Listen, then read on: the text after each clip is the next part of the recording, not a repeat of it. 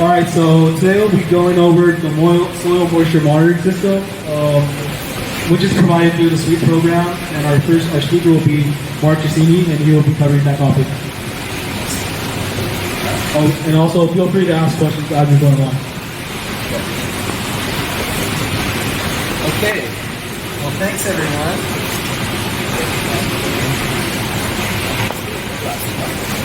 Appreciate the opportunity to be here today. As Cinder mentioned, my name is Mark Cassini, and I am a Wilbur Ellis employee. So I've worked for Wilbur Ellis for a little over 3 years, and my position is known as a field technology specialist. So basically that means anything where we utilize technology in the field, we work with that sort of stuff. I have a colleague of mine, Jack, that's here today that just started with our field tech team. So, just appreciate the opportunity to be here today and to talk to you guys. I'll try to make this interesting, and feel free to ask questions. They're passing out some printouts of some of the information that our soil moisture systems provide. And I've also got some brochures on the table, some trifold brochures that talk about the program, as well as my card. So feel free to take those before you leave, or now, whenever you'd like. So I've got a PowerPoint here. Obviously you guys won't be able to see it, that's fine. It'll just help me kind of stay on track. So as I mentioned, I've been with Wilbur Ellis a little over 3 years. In addition, I'm also a 4th generation rice farmer, so my family farms out in the Meridian area in Sutter County. And my dad and I farm rice out there. So we're going to talk today about our irrigation water management program, which is the basics, is where you install a soil moisture probe in a field, and it gives you data on how wet or dry is that soil. That's kind of the basics of it. So,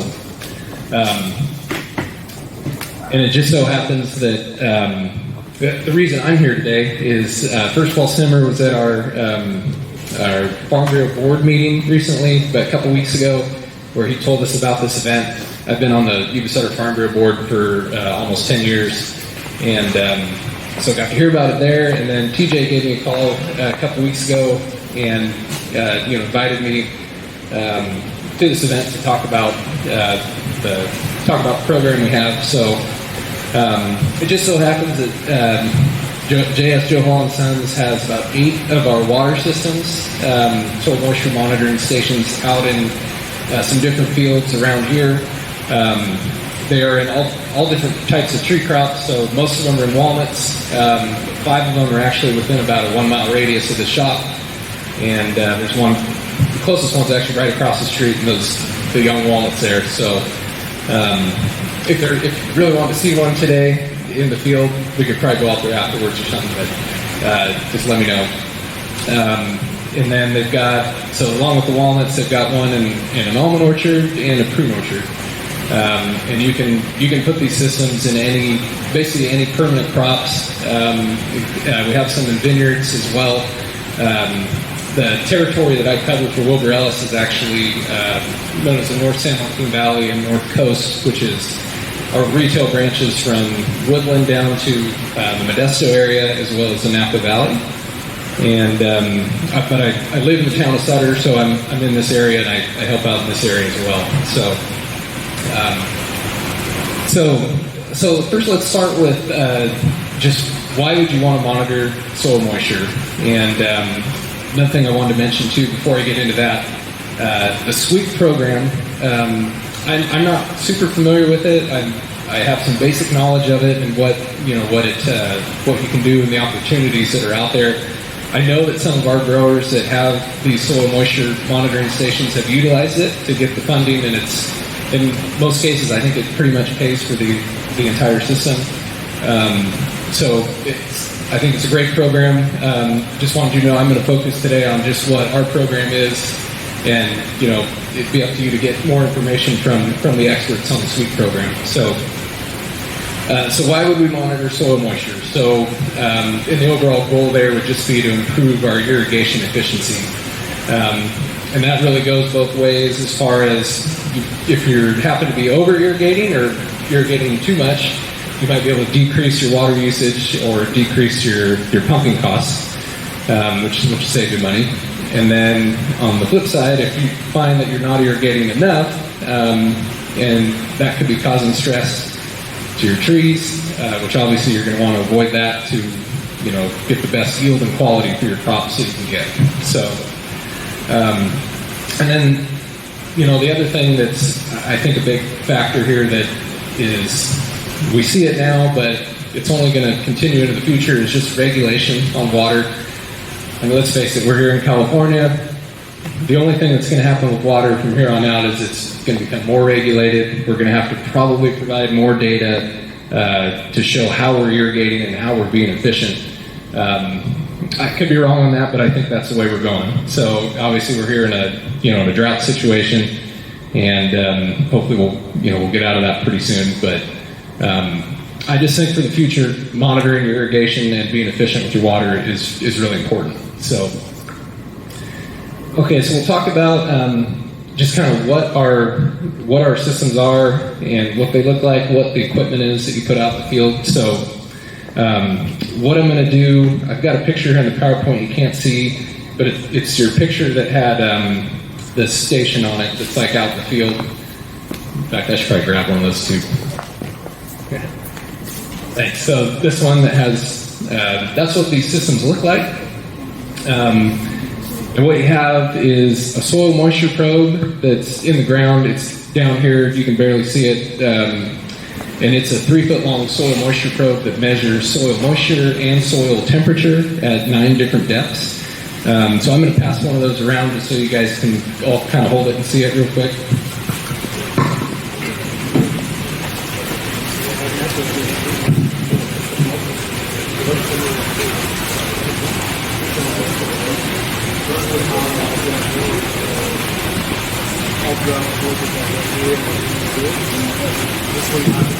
Okay, so we're passing those around just so you can kind of get a visual of what we're talking about here. So the soil moisture probe, 3 feet long, measures soil moisture and soil temperature at 9 different depths. And so what we actually do is drill a hole. We put those probes with a specialized auger where the dirt is still contacting it tightly, and that's how you get your soil moisture and soil temperature data. In addition, there's the silver box that he's holding there that's kind of here on the top. That's called the telemetry box, and that's basically the brain of the system. Everything that measures something is wired into that telemetry box, and it sends data 1 time per hour to the software that's called Probe Schedule. And that's software you would have access to if you decided to get one of these systems for your own farm. It has both a website and a mobile app, both really easy to access and easy to interpret the data that it provides. So, yeah, so good question. So the question was, does it run off a battery or solar power? So the ones that we're using currently, like we're passing around here, just run off a battery. They last about a year, and then we just come out and replace them. Pretty cheap. They're like $20, $25 for a battery. There are units that run off of solar power, and we kind of started out using those when we started this program about 3 years ago in California, but we found in the some of these heavy tree canopies, it's just hard to get enough solar power to continue to recharge that battery, especially if you get fog or you get any kind of weather. So we started using these about 2 years ago that just run off of a battery instead of solar, and it's really worked good for us. So that's your telemetry box. In addition, there's a pressure switch, which that is actually hooked in the picture to the drip line right here.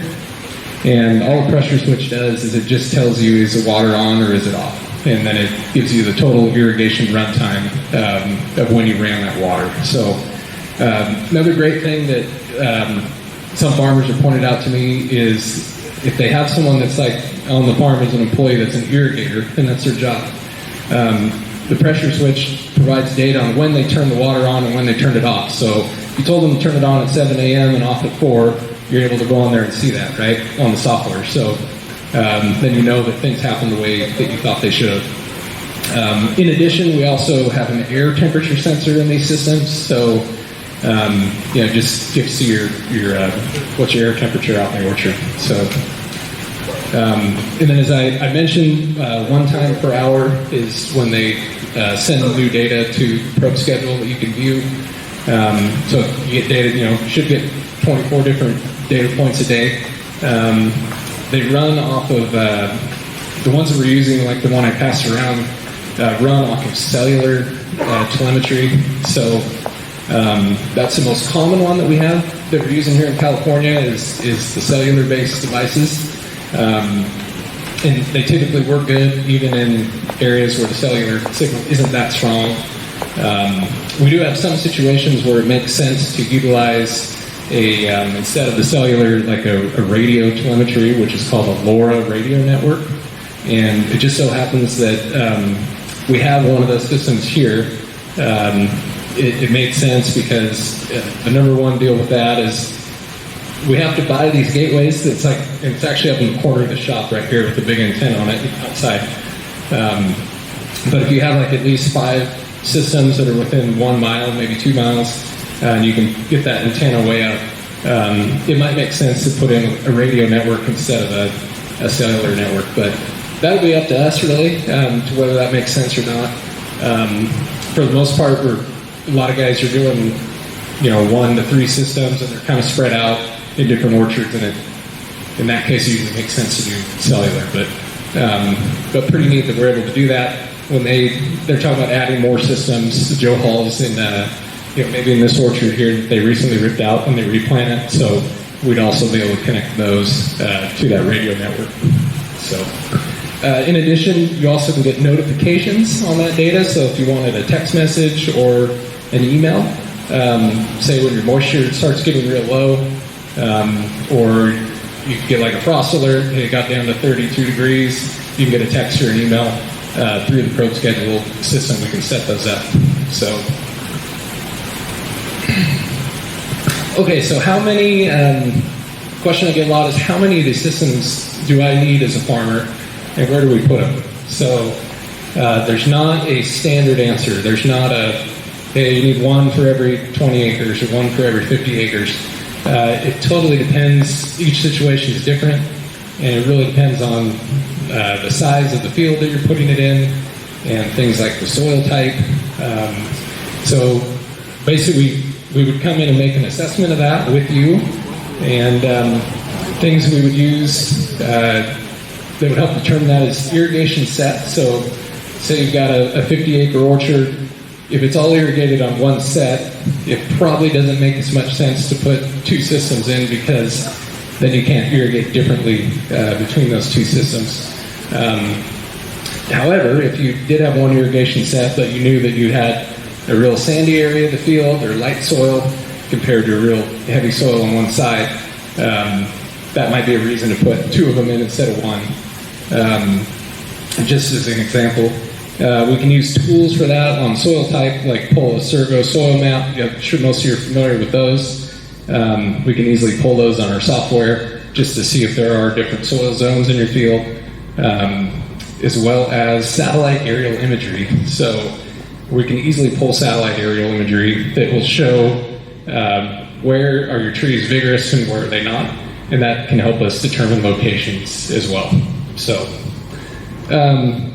one of the big things that we typically happens, though, that I found is when we go to install these, usually the grower, like the Joe Halls, for example, they knew pretty much exactly right where they wanted them.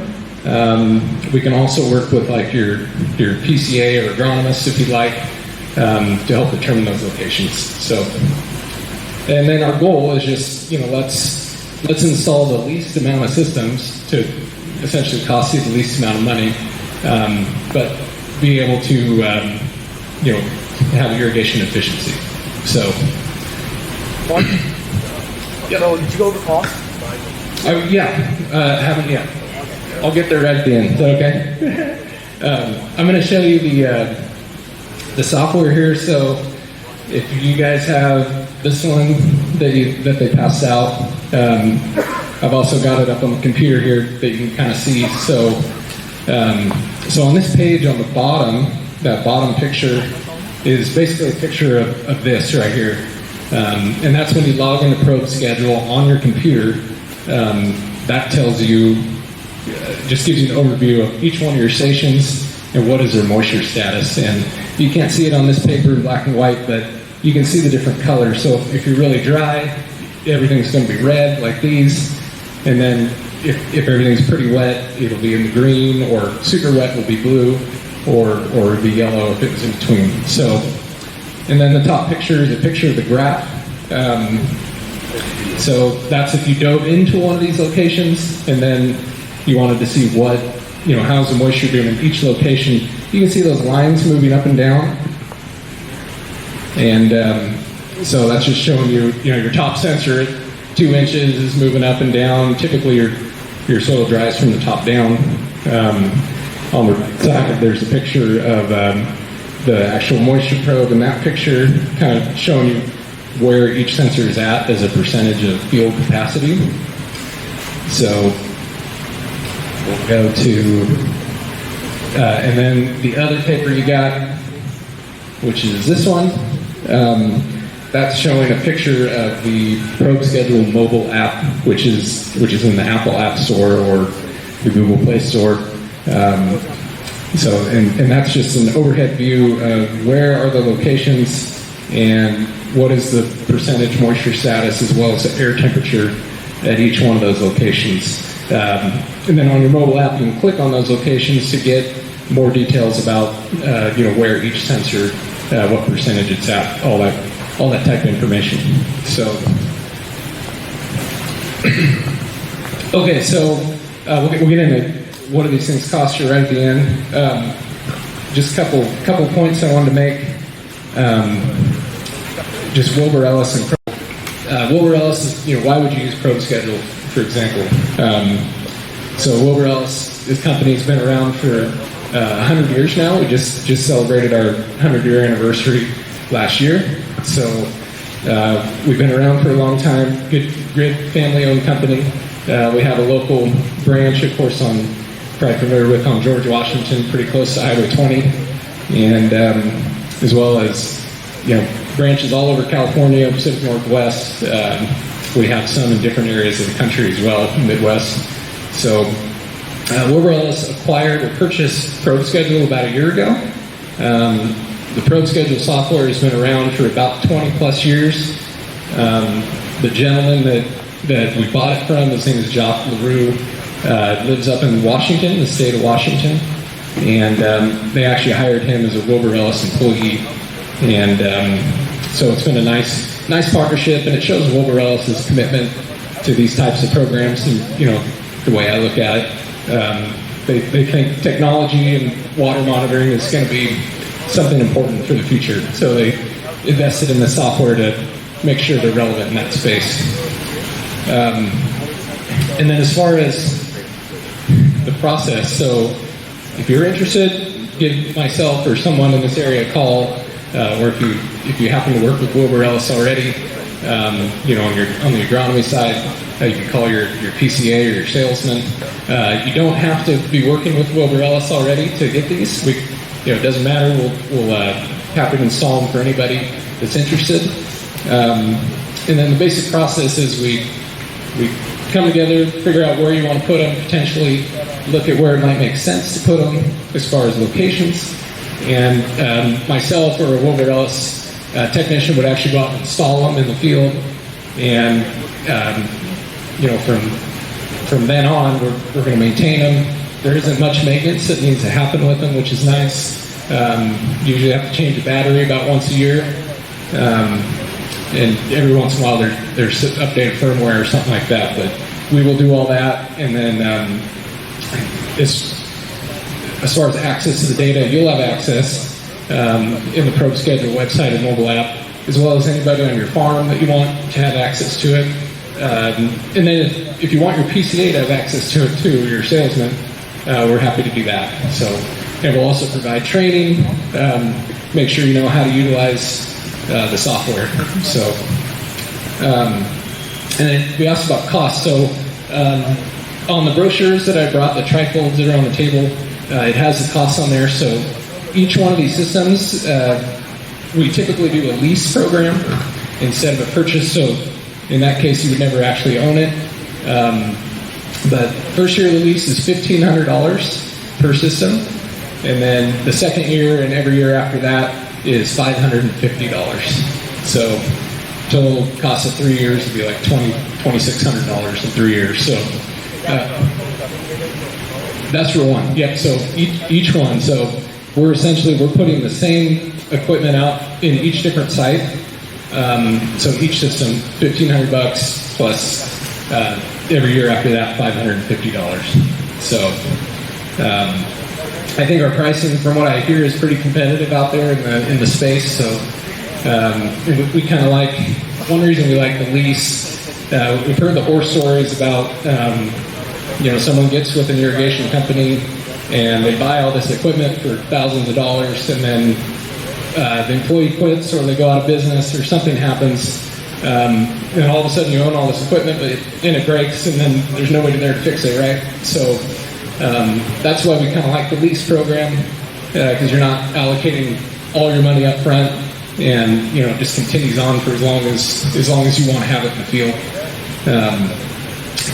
But we can do, and for like the suite program, I think we might have to do more of like look at it on a 3-year basis, or more of a purchase instead of a lease. So we'll work with you on that. We can, we're flexible in that area. So I think that was all I had.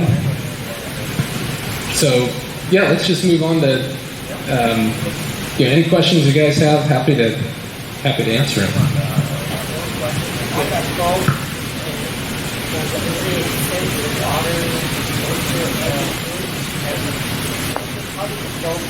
Okay, so the soil probe itself, did it end up on the table, by the way? That's right. Or is it it's back here? Okay, didn't see it. So this is the soil moisture probe. So every 4 inches there's a sensor. So starting at 2 inches, I think it's 6, then going all the way down to 34.